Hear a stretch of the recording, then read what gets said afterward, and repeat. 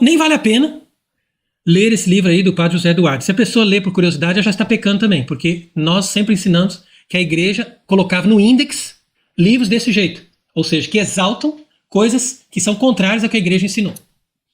Então o que vale a pena mesmo é nós sabermos por que o Papa São Pio V proibiu de mudar a liturgia. Isso é que vale a pena a pessoa entender. Porque quando a gente se coloca na lógica da obediência, obediência é uma escuta. A escuta significa o quê? Você saber, ó, peraí, deixa eu ver o que o superior está pedindo. O que ele está querendo de mim? E eu vou aplicar aquilo. Então, quando o Papa São Pio V publicou o Missal Romano, não publicou qualquer coisa, ele publicou o Missal Romano. O que é o Missal Romano? É o Missal da Igreja de Roma. A Igreja de Roma é a mãe e mestra de todas as igrejas, que, na sua união, formam a Igreja Católica. Então quer dizer que a igreja que não obedece à Igreja Romana, ela está fora da comunhão católica. Por quê? Porque a fé católica e ortodoxa verdadeira só pode ser mantida pela Igreja Romana, onde está a sede de Pedro, que por sua vez é o vigário de Cristo. E ele é infalível não só para nos dar uma doutrina, para nos dar uma fé, uma moral, mas também para nos dar sacramentos e ritos que são perfeitos e que podem ser celebrados de acordo com aquilo que a igreja pede. Então, como nós constatamos que a Igreja do Vaticano II não é a Igreja Romana, aliás, é uma opositora da Igreja Romana que se instalou em Roma, e que os seus papas não são legítimos e não são infalíveis, então com isso nós já vemos que tem um problema. Mas se nós não quisermos partir desse argumento, basta simplesmente nós identificarmos o que ela faz. E nós vamos constatar, de uma forma muito simples, que tudo que ela fez e que ela promulgou e que ela ensinou até hoje, desde que ela foi fundada por João XXIII, está em contradição com a Igreja Romana. Portanto, não pode ser a mesma igreja. E não pode nos dar uma verdadeira missa. Então, a primeira coisa que nós devemos entender do Papa São Pio V, quer dizer, um Papa legítimo, Papa verdadeiro, um Papa santo.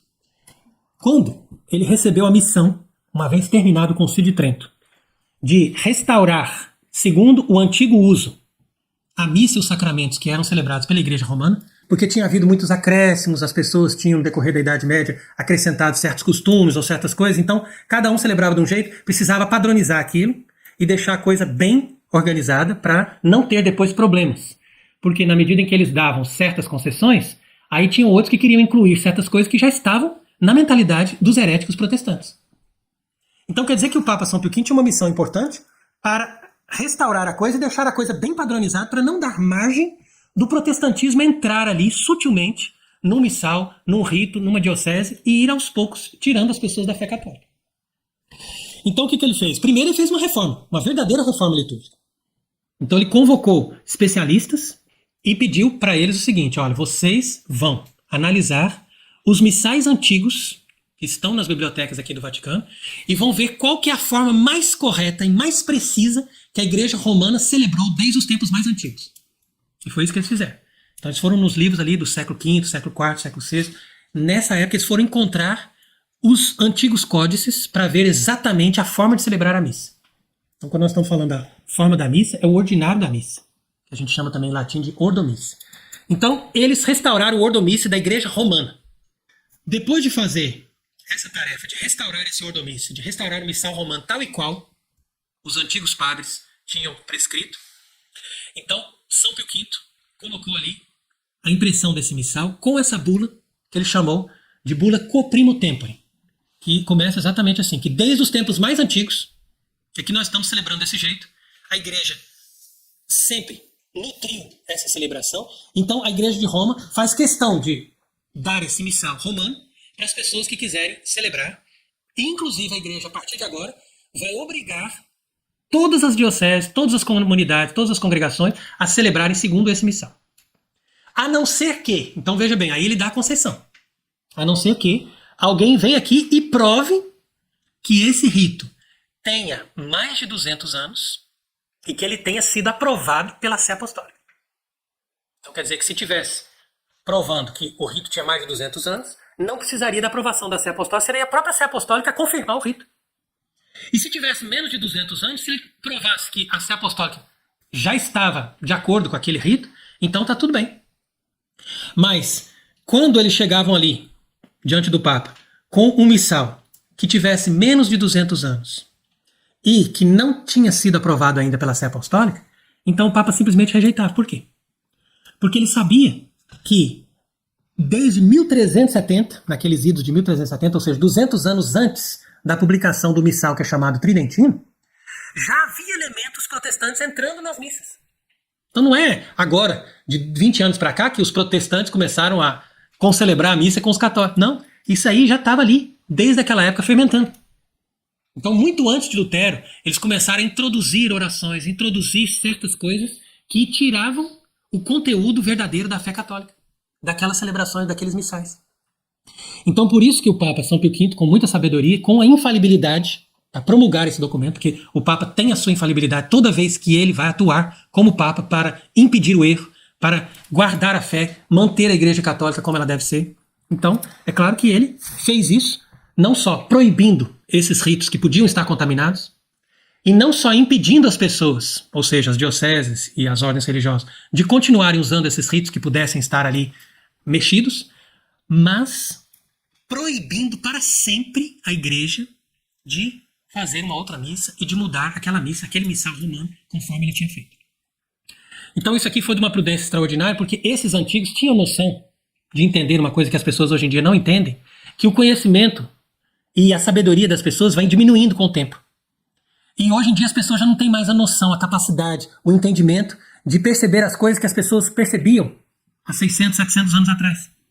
Então essa que é a diferença. Então nós não podemos basear no critério das pessoas modernas para poder julgar uma celebração dessa ou um rito desse que tem critérios muito mais profundos que nós não conseguimos perceber. E isso vai danificar a fé católica. Por quê? Porque conforme você celebra, é aquilo que você crê.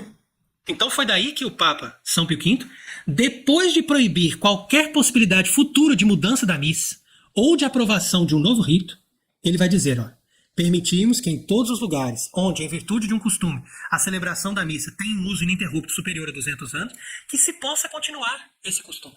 Tá vendo? Não tem nada a ver com a atitude tirânica de Paulo VI, ou agora, por exemplo, de Francisco, que veio proibir as pessoas de celebrarem a missa tradicional. Então, por isso que ele diz, entretanto, onde houver um rito mais recente, por nossa presente Constituição, que será válida para sempre, nós decretamos e ordenamos, sob pena de nossa indignação, que o uso dos seus missais próprios seja supresso e sejam eles radical e totalmente rejeitados. Então é essa determinação do Papa São Pio V que continua válida até hoje. E é só isso que as pessoas deveriam entender quando se trata da missa de Paulo VI, que ele está dizendo que o uso desses missais próprios, que na época já tinham menos de 200 anos, e outros que as pessoas forem fazer no futuro, sejam radical e totalmente rejeitados. Por quê? Porque necessariamente, a partir daquela data, as pessoas estão correndo risco de terem uma contaminação da doutrina católica dentro dessas liturgias que recebem, com certeza, alguma influência do protestantismo. Então, como eu dizia, é claro que um Papa ele tem autoridade para mudar as coisas, mas ele não age contra ele mesmo. Ele não age contra a igreja e contra a fé. Então, quando eu digo que um Papa jamais poderia impedir uma pessoa de usar um rito ou de usar uma celebração que a igreja já aprovou, é no sentido de que aquilo que a igreja aprova é sempre bom. Então você não pode negar a si mesmo. Agora, se por uma conveniência aquilo ali já não tem mais um uso ou já não tem mais o significado, então é claro que aquilo ali pode ser suprimido. Mas sempre dando um segmento, dando uma lógica, dando alguma coisa que substitua e que tenha um sentido com aquilo que a igreja fez antes. Porque, ao contrário do que essas pessoas estão dizendo ali, né, nenhuma liturgia pode ser fabricada. Essa que é a realidade. Por quê? Porque, sendo a igreja apostólica, a igreja tem a sua raiz nos ritos apostólicos, ou seja, na maneira como os próprios apóstolos celebraram e ensinaram a celebrar. E a partir deles, os santos padres receberam uma graça especial de Deus para não só ensinar a doutrina, mas também para desenvolver esses ritos e organizar essas liturgias como a igreja deveria fazer. Então quer dizer que sempre a lógica do catolicismo foi de manter a norma e a doutrina dos santos padres.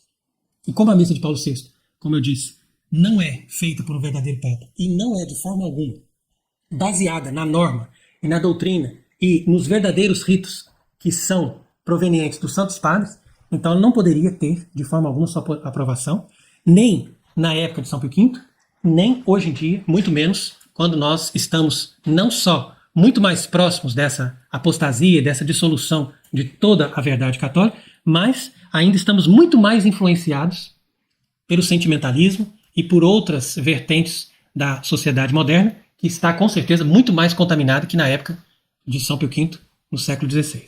Então todos aqueles que ainda defendem essa maneira de celebrar são pessoas que estão vinculadas a esse sistema. Infelizmente eles dependem desse sistema, trabalham para esse sistema e muitas vezes até pensam que estão fazendo bem, que estão obedecendo a Deus, mas receberam uma formação daquela forma ali, e eles, formatados por esse pensamento, é claro que eles vão agir como um padre anglicano que defende a sua liturgia, como um pastor luterano que defende também a sua maneira de celebrar. Então quer dizer que ali nós partimos para interpretações subjetivas.